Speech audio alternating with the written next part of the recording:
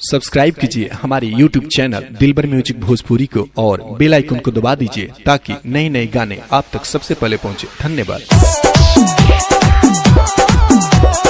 दिलबर studio करवल्ला Punjab.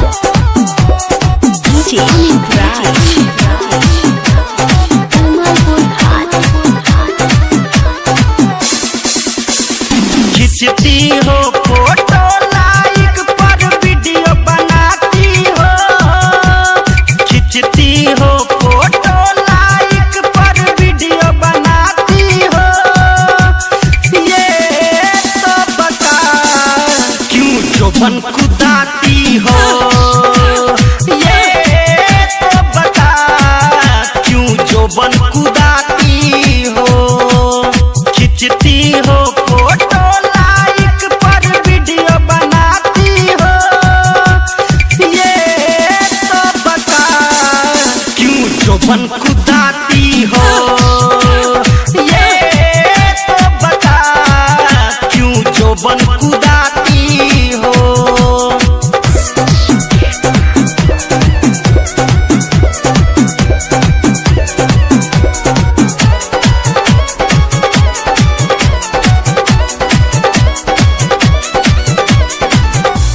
देखी के video लाइकन के बढ़ बीपी, ढोड़ी फटक लगावह ना तो लागी टेपी।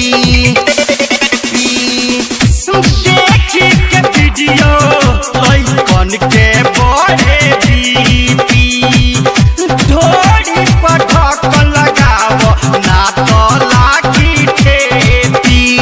पसंगा खानी कमर ऊपर नीचे हिलाती हो, पसंगा खानी कमर ऊपर नीचे हिलाती हो, ये तो बता क्यों जोबन खुदाती हो, ये तो बता क्यों जोबन खुदाती हो।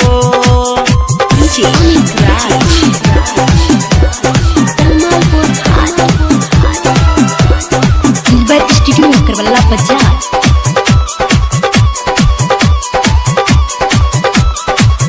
पजामा पटी शर्ट तोहर लागे ला बेकार हो, लाई